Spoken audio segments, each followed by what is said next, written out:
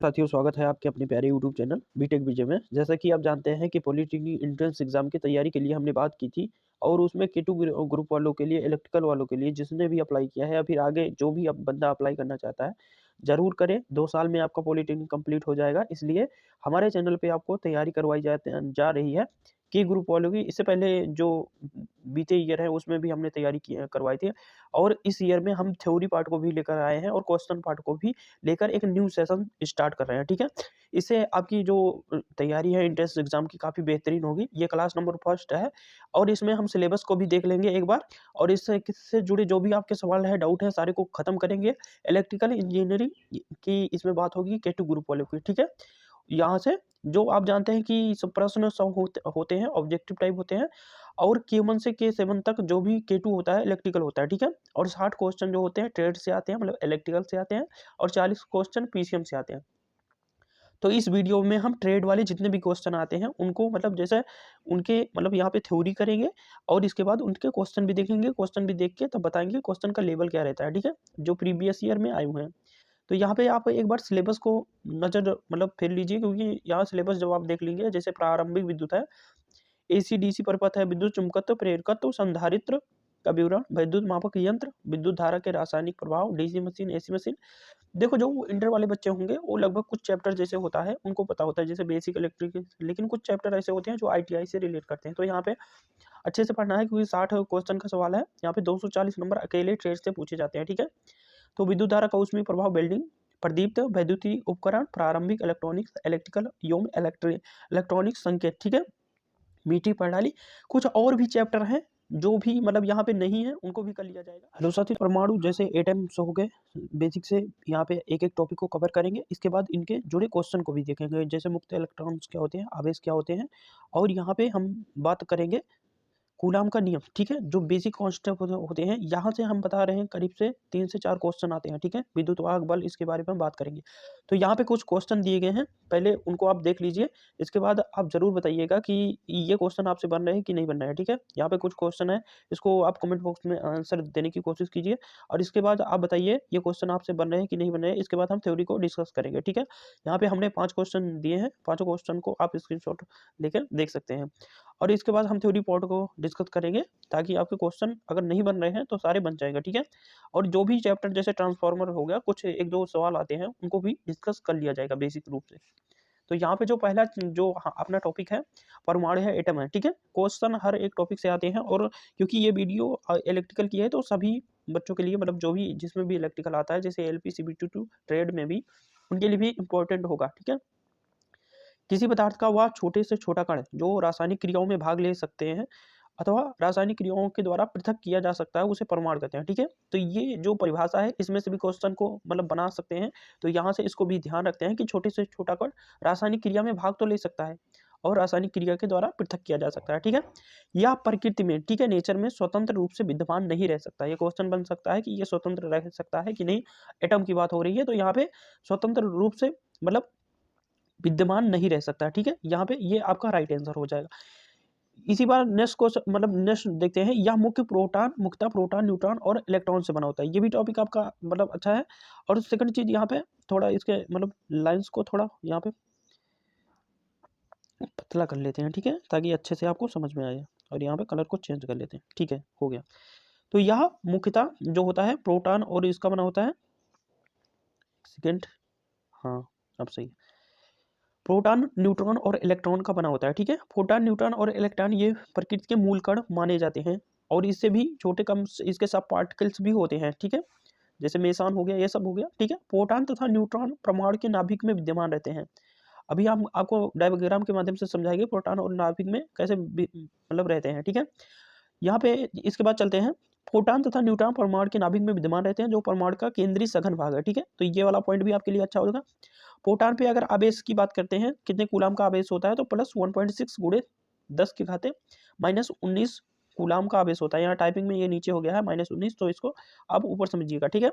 Neutron पे आवेशहीन होता है, ठीक है? हमने क्वेश्चन में आपको दिखाया था। तो यहाँ पे जो क्वेश्चन करेंगे, ऐसा नहीं कि वो प्रीवियस ईयर सारे क्वेश्चन है, ठीक है? तो इसको सारे को करके जाएंगे। न्यूट्रॉन पे आवेशहीन होता है, इलेक्ट्रॉन पे -1.6, क्योंकि प्रोटॉन पे प्लस, ऐसे याद करने के लिए, पी से प्रोटॉन, ठीक है, होता है और यहाँ पे पॉजिटिव होता है, P से पॉजिटिव, और इलेक्ट्रॉन पे निगेटिव चार्ज होता है 1.6 गुणे 10⁻19 कूलाम का आवेश होता है। ठीक है, ये चीज़ें अच्छे से समझ में आई। यहाँ से 3 क्वेश्चन तक आपके बन सकते हैं। ठीक है, यहाँ से क्वेश्चन निकल के आएंगे। ठीक है, अब नेक्स्ट चलते हैं। नेक्स्ट यहाँ पे देख लेते हैं, यहाँ पे देख लेते हैं इसकी प्रकृति कैसी होती है। ठीक है, जैसे यहाँ पे देखिए एक सर्किल होता है, सर्किल हम पहले यहाँ पे कर लेते हैं, जैसे ये है। अब इसकी जो आपका एटम होता है, इसमें जो इलेक्ट्रॉन और प्रोटॉन होता है, ये इसके केंद्रीय भाग में जो होता है, ये सघन भाग में रहते हैं। तो यहाँ पे P प्रोटॉन और न्यूट्रॉन इसके केंद्रीय में यहाँ पे होगा। और यहाँ पे जो और चीज़ें होती है, इलेक्ट्रॉन जो होते हैं, ये इसके उसके भाग में, जैसे एक सर्किल हो गया, कक्षा हो गया, इसे ऑर्बिट बोल सकते हैं। तो यहाँ इस फॉर्म में ऐसे रहते हैं। ठीक है, और यहाँ पे इलेक्ट्रॉन की बात करेंगे तो यहाँ पे जैसे यहाँ पे पहली में, ठीक है, यहाँ हो गए, यहाँ होते हैं, फिर जैसे यहाँ पे हो गए, ये इलेक्ट्रॉन आपस में यहाँ पे रैंडमली मूव करते रहते हैं, तो यहाँ पे इलेक्ट्रॉन होते हैं, ऐसे इस कक्षा में होते हैं। तो ये यहाँ पे इलेक्ट्रॉन इसी तरह रैंडम मूव करते रहते हैं। और जो प्रोटॉन और न्यूट्रॉन होता है, ये आपका बेसिक सघन भाग में और कोर भाग में स्थित रहता है। इस पे हमने चार्ज का डिस्कस कर लिया, कितने कूलाम का होता है, यही सारे क्वेश्चन बन के आते हैं। ठीक है, तो इस चीज़ को आपको अच्छे से समझना है। अब नेक्स्ट चलते हैं। नेक्स्ट क्या कह रहा है, मुक्त इलेक्ट्रॉन क्या होते हैं। ठीक है, परिभाषा अगर एक एक चीज़ की पता रहेगी तो आपको थ्योरी पता रहेगी, क्वेश्चन आसानी से बना लेंगे। अभी आप नीचे देखेंगे, अधिकांश धातुओं की अंतिम कक्षा में केवल 1 या 2 इलेक्ट्रॉन होते हैं। ठीक है, जो अंतिम जो आपका ऑर्बिट होता है, उसमें 1 या 2 इलेक्ट्रॉन ही होते हैं, जिन्हें मुक्त इलेक्ट्रॉन कहा जाता है। ठीक है, जैसे हम एल्यूमिनियम की बात करते हैं, ठीक है, या फिर हम सोडियम की बात करते हैं। ठीक है, तो यहाँ पे क्या उनका जो जो यहाँ पे विन्यास होता है, तो यहाँ पे उनके उस जो कोर भाग में 2 होते हैं, 8 होते हैं इसके बाद, और इसके बाद कितने बचे, 1। ठीक है, क्योंकि परमाणु क्रमांक आपका सोडियम का 11 है। ठीक है, सोडियम का परमाणु क्रमांक आपके 11 है, तो यहाँ से आपका निकल के आ गया, यहाँ पे 2, 8 और 1, तो अंतिम में इलेक्ट्रॉन कितने बचे, 1 बचे। ठीक है, तो वही कह रहा है, यहाँ पे मुक्त इलेक्ट्रॉन जो होते हैं अंतिम कक्षा में 1 या 2 होते हैं।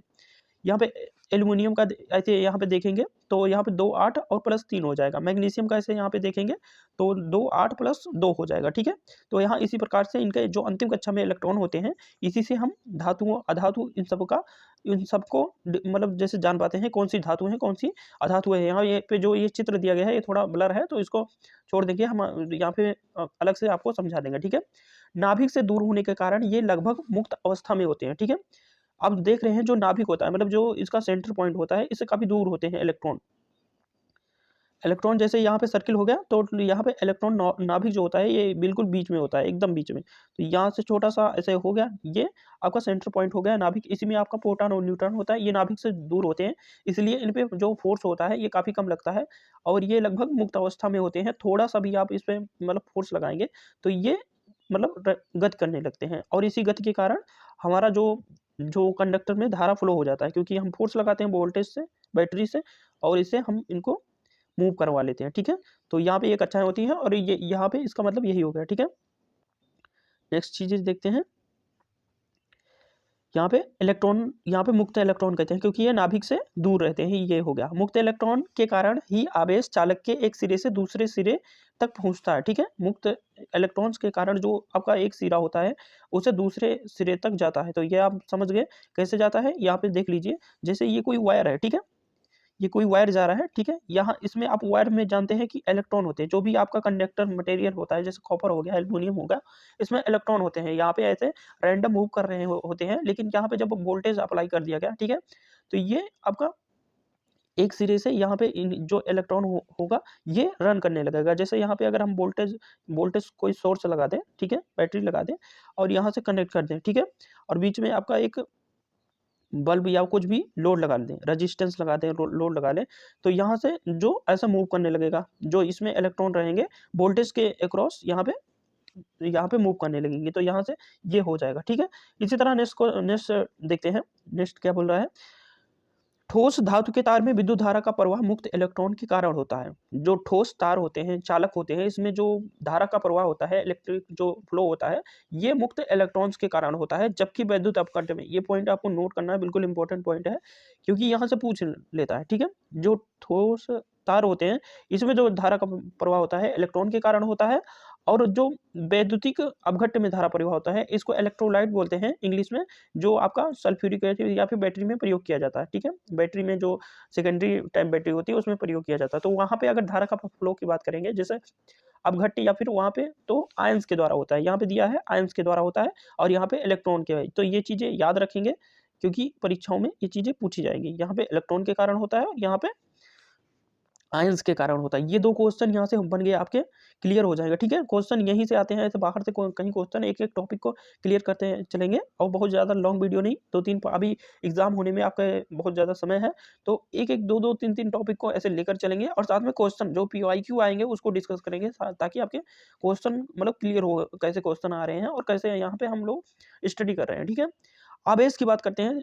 फ्री इलेक्ट्रॉन के बारे में आप समझ गए होंगे। आवेश की बात करेंगे, चार्ज क्या क्या होता है।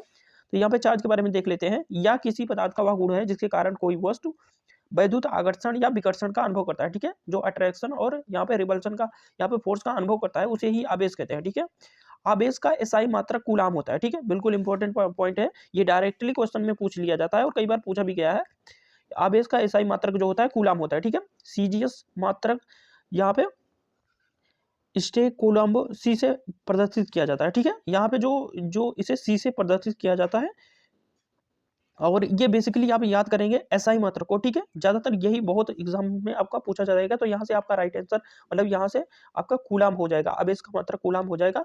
आवेश का मात्रक एम्पियर सेकंड भी होता है। ठीक है, एम्पियर सेकंड कैसे, एम्पियर सेकंड आवेश का मात्रक कैसे होता है इसको भी देख लेते हैं। ठीक है, जैसे हमने पढ़ा है Q बराबर I/T, आवेश जो होता है इसे Q से डिनोट भी करते हैं। ठीक है, और I और इंटू टी का गुणनफल होता है। I क्या होता है, यहाँ पे धारा, धारा का सिंबल है और T समय का, तो इसलिए एम्पियर, I धारा जो है एम्पियर में मेजर की जाती है और समय सेकंड में। तो यहाँ से जो आपका निकल के जो मात्रक कह लीजिए या फिर आवेश का मात्रक यहाँ पे निकल के आ जाएगा एम्पियर पर सेकंड। ठीक है, तो यहाँ से जो राइट आंसर हो जाएगा ये एम्पियर पर सेकंड हो जाएगा आपका, बिल्कुल भी राइट आंसर। नेक्स्ट क्वेश्चन देखते हैं, नेक्स्ट टॉपिक देखते हैं। आवेश के लिए धन और ऋण शब्द का प्रयोग सर्वप्रथम बेंजामिन फ्रैंकलिन ने किया था। तो ये भी डायरेक्ट मतलब आपके लिए ऐसी चीजें लाई गई हैं जो भी मतलब डायरेक्ट एग्जाम में पूछी जा सकती है। फालतू की बहुत ज्यादा लंबा नोट्स नहीं रहेगा, छोटा नोट्स रहेगा। आप इसको PDF के रूप में हमारे टेलीग्राम चैनल पे पा सकते हैं और याद कर सकते हैं। ठीक है, बार बार इसको रिवाइज कीजिए और यहीं से क्वेश्चन आप बन जाएगा। ठीक है, बेंजामिन फ्रैंकलिन ने किया था। ठीक है, धन और ऋण शब्द का प्रयोग वस्तुओं को आवेश करने की प्रक्रिया सर्वप्रथम थेल्स ने बताई थी। कैसे आवेशित किया जाता है, जैसे मतलब जैसे कांच की छड़ हो उसे रेशम पे रगड़ा जाता है। थेल्स के अनुसार जब कांच के टुकड़े, ठीक है, जैसे कांच का छड़ हो गया, कांच का टुकड़ा हो गया, रेशम के कपड़े से यहाँ पे जब रब किया जाता है तो कांच का टुकड़ा इलेक्ट्रॉन त्याग देगा। ठीक है, और जब भी आपको पता है एक बेसिक आप 10th 12th में पढ़े हुए, जब भी कोई मतलब धातु या फिर कोई चीज मतलब इलेक्ट्रॉन को त्यागती है तो वो धनावेशित हो जाती है और जो ग्रहण करती है वो ऋणावेशित होती है। धनावेश हो जाता है, रेशम का कपड़ा इलेक्ट्रॉन ग्रहण करता है, जो भी इलेक्ट्रॉन लेगा वो क्या निगेटिव होगा और यहाँ पे जो त्यागेगा वो पॉजिटिव, यहाँ पे निगेटिव हो जाएगा। तो ये चीजें याद रखेंगे और इनके अनुसार जो होता है आगे देखते हैं। क्यू बराबर NU होता है। ठीक है, क्यू क्या होता है, उत्पन्न आवेश होता है। क्यू आवेश को डिनोट करता है। N त्याग या ग्रहण किए गए इलेक्ट्रॉनों की संख्या है। N जहां भी बात होगी वहां पे नंबर्स की बात होगी तो इलेक्ट्रॉनों की संख्या। और E क्या है, इलेक्ट्रॉन का आवेश, एक इलेक्ट्रॉन पे कितने आवेश होते हैं, तो यहाँ पे नंबर ऑफ इलेक्ट्रॉन मतलब कितने हैं और प्लस एक इलेक्ट्रॉन पे आवेश कितना है, ये मतलब आप डिनाई करके ये सूत्र आपको याद रखना है, आगे काम देगा। ठीक है, अब यहाँ से नेक्स्ट देखते हैं कूलाम का नियम। ठीक है, ये भी काफी इंपॉर्टेंट है और हर एक एग्जाम में पूछा जाता है। ठीक है, कूलाम का नियम भी देख लेते हैं। अगर कोई दो आवेश, ठीक है, आवेश हम जानेंगे, देखो एक सीक्वेंस में चलते रहेंगे तो सारी चीजें बनती रहेगी। वहां पे हमने इलेक्ट्रॉन की बात की, उसके ऊपर हमने एटॉम की बात की, इलेक्ट्रॉन फ्री इलेक्ट्रॉन की बात की, आवेश की बात की। अब हम बात करेंगे कूलाम का नियम। तो अगर कोई दो आवेश Q1 तथा Q2 एक दूसरे से r दूरी पर हो तो उनके बीच कार्य करने वाला वैद्युत आकर्षण बल उनके आवेशों के गुणनफल के समानुपाती तथा उनके बीच के दूरी के वर्ग के व्युत्क्रमानुपाती होता है। ठीक है, क्वेश्चन को मतलब यहाँ पे रटेंगे नहीं, ये यहाँ पे जो परिभाषा जिसकी है इसके हिसाब से भी करते हैं। आवेशों का क्या है, गुणनफल है और उनके बीच जो दूरी है इसका जो व्युत्क्रम का स्क्वायर मतलब दूरी का स्क्वायर इसके व्युत्क्रमानुपाती होता है। वही बात करेंगे, यहाँ से जो फोर्स निकल के आएगा यहाँ पे K एक नियतांक आ जाएगा, Q1 और Q2 बटा R स्क्वायर हो जाएगा। Q1 और Q2 क्या है, आपका आवेश है। ठीक है, यहाँ पे आप देख सकते हैं। ठीक है, इस प्रकार से आप देख सकते हैं यहाँ पे Q1 और Q2 हो गया, ये Q1 ये Q2 और यहाँ पे इसके बीच की जो डिस्टेंस है ये r हो गई, ठीक है, q1 q2 बटा r स्क्वायर हो जाएगा। f का मान यहाँ से फाइंड आउट कर लेंगे। तो यहाँ पे आपका सब ये दिया गया है, इसका डेरिवेशन भी किया गया है। तो आपको ये ज़्यादा इंपॉर्टेंट नहीं है, बस आपको इंपॉर्टेंट क्या रखना है, इस सूत्र को याद रखना है। आगे आपके जो न्यूमेरिकल्स भी क्वेश्चन बनाएंगे उसमें आपको जरूरत लगेगी। तो यहाँ से ये जैसे निर्वात की परम वैद्युतशीलता है ई एप्सिलॉन 0, तो यहाँ से इसका अब मेन चीज हम आपको बता देते हैं क्या क्या आपको याद रखना है, ठीक है। जैसे यहाँ पे नियतांक की वैल्यू याद रखनी है, ठीक है, ये चीज काफी इंपॉर्टेंट है। तो यहाँ से नियतांक की आप वैल्यू याद रख सकते हैं कि बराबर 9 × 10⁻9 न्यूटन मीटर स्क्वायर बटा यहाँ पे कूलाम स्क्वायर, ठीक है। ये आपका यहाँ से ये चीजें आप याद रखेंगे। इस सूत्र से चुंबकीय ध्रुवों के बीच बल भी ज्ञात किया जा सकता है, ठीक है। तो यहाँ से इतने चीज मतलब हम 3 चीजें यहाँ पे सीखे हैं। पहला एटम को के बारे में जाने हैं, उसमें कौन सा इलेक्ट्रॉन प्रोटॉन न्यूट्रॉन क्या होता है। इसके बाद हम जाने हैं फ्री इलेक्ट्रॉन क्या होता है, और थर्ड चीज हमें आवेश को जाना है। और यहाँ पे हमने डिस्कस किया कूलाम का नियम। तो इन सब चीजों के माध्यम से हम क्वेश्चन को डिस्कस करेंगे ताकि आपके क्वेश्चन बने जो प्रीवियस ईयर में आए हैं, ठीक है। और इसके बाद हमारा टॉपिक होगा नेक्स्ट वीडियो में विद्युत वाहक बल क्या होता है, ठीक है। तो ऐसे सब करते जाएंगे और क्वेश्चन आपके बनते जाएंगे। यहाँ पे हम कुछ क्वेश्चन लेके आए हैं। अब देखिए जैसे आप पढ़ लिए पहले, जब आप पहली बार हमने क्वेश्चन को दिया होगा तो आपके बहुत सारे पांचों नहीं बन रहे होंगे, या फिर 4 बन रहे होंगे, 2 बन रहे होंगे, 3 होंगे, लेकिन अब जब आप पढ़ लिए तो सारे क्वेश्चन आपके बन जाएंगे, ठीक है। पहला क्वेश्चन आपका क्या रहा है, पहला क्वेश्चन देख लेते हैं। न्यूट्रॉन पे किस प्रकार का आवेश होता है, ठीक है। हमने वहां पर पढ़ा कि जो न्यूट्रॉन और प्रोटॉन होता है ये केंद्रीय भाग में होते हैं, जो आपका न्यूक्लियस में होते हैं। तो यहाँ से इस पे आवेशहीन होता है, मतलब इस पे कोई चार्ज नहीं होता है। जो न्यूट्रॉन होता है, प्रोटॉन पे 1.6 10⁻19, ठीक है, पॉजिटिव में होगा। और जो आपका इलेक्ट्रॉन होगा 1.6 ये निगेटिव में होगा, × 10⁻19, ठीक है, कूलाम का आवेश होता है, ठीक है। तो यहाँ से पहला क्वेश्चन का आपका जो राइट आंसर हो जाएगा ये हो जाएगा आवेशहीन, ठीक है। सी वाला बिल्कुल भी राइट आंसर हो जाएगा। तो इस प्रकार से सारे क्वेश्चन को हम बनाते हुए चलेंगे। आवेशहीन आपका बिल्कुल भी राइट आंसर हो जाएगा, आप भी बना लीजिए। वैद्युत अपघट्ट में धारा का प्रवाह किसके कारण होता है, ठीक है, डायरेक्ट क्वेश्चन आया है, प्रीवियस ईयर का क्वेश्चन है। तो मुक्त इलेक्ट्रॉन के कारण, तो हमने जाना था जो धातुओं में फ्लो होता है वहां पे मुक्त इलेक्ट्रॉन के कारण होता है। लेकिन जब वहां पे हम बात करेंगे मुक्त इलेक्ट्रॉन में धातुओं के कारण में होता है। होल्स की जब हम इलेक्ट्रॉनिक्स पढ़ेंगे तो वहां पे बात करेंगे होल्स क्या होते हैं, और इलेक्ट्रॉन यहाँ पे होल्स की डिस्कस वहां पे होता है, ठीक है। न्यूट्रॉन के कारण नहीं होता है, ये इस पे आवेशहीन होता है। तो आपका जो यहाँ से राइट आंसर जो बन के आ जाएगा ये हो जाएगा आपका आयंस के कारण, वैद्युत अपघट्ट, या फिर इंग्लिश में इसे इलेक्ट्रोलाइट बोलते हैं। तो आयंस के कारण यहाँ पे करंट का फ्लो होता है, ठीक है। नेक्स्ट क्वेश्चन देखते हैं। जब कांच के टुकड़े को रेशम से मतलब रब किया जाता है, घर्षण करने पर रेशम पर होगा, ठीक है, रेशम पे पूछ रहा है, ठीक है। तो हमने वहां पे पढ़ा था, अभी पीछे जस्ट पढ़ के आए हैं, ठीक है। सारे क्वेश्चन आप बनाएंगे। जैसे आपका जो कांच होता है इस पे धनावेशित होता है, मतलब यहाँ कांच के जो आपका आयंस होते हैं, मतलब इलेक्ट्रॉन होते हैं, ये मूव कर जाते हैं आपका रेशम पे। तो जो लेगा मतलब जो आपका एक्सेप्टर होगा तो ये क्या हो जाएगा, ऋणावेशित हो जाएगा, ठीक है।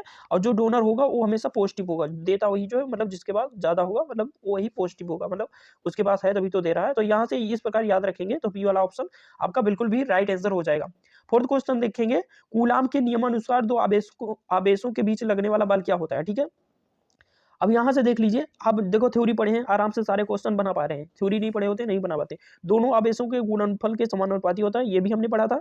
दो आवेशों के बीच के दूरी के वर्ग के व्युत्क्रमानुपाती होता है, ये भी हमने पढ़ा था। निर्वात की परम वैद्युतशीलता पर निर्भर करता है, ठीक है, एप्सिलॉन 0 पर इस पर भी निर्भर करता है। तो यहाँ पे जो आपका राइट आंसर हो जाएगा डी वाला हो जाएगा, उपयुक्त सभी, ठीक है। नेक्स्ट क्वेश्चन देखते हैं। विद्युतीय बल रेखाएं खत्म होती हैं, ठीक है, कहाँ से चलकर खत्म होती हैं।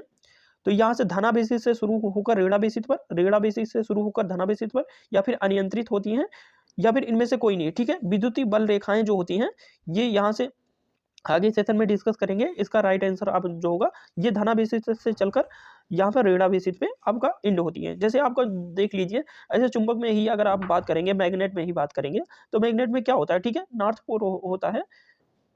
एक सेकेंड, यहाँ से इसको चेंज कर लेते हैं। एक नॉर्थ पोल होता है, एक साउथ पोल होता है, ठीक है। तो यहाँ नॉर्थ से क्या निकलता है, नॉर्थ को हम पॉजिटिव सेक्शन से डिनाई करते हैं, मतलब लिख सकते हैं। तो यहाँ से नॉर्थ से निकल के साउथ में इंटर करती हैं, ठीक है। और जो अंदर में होता है इसके साउथ से नॉर्थ होता है, ठीक है। तो यहाँ से इस प्रकार धनावेशित से शुरू होकर ऋणावेशित पर जाती हैं, ठीक है। तो ये आपके 5 क्वेश्चन थे जो हमने थ्योरी कराया। थ्योरी के माध्यम से ऐसे ही हम सारे क्वेश्चन को करेंगे और प्रीवियस ईयर क्वेश्चन भी करेंगे, ठीक है।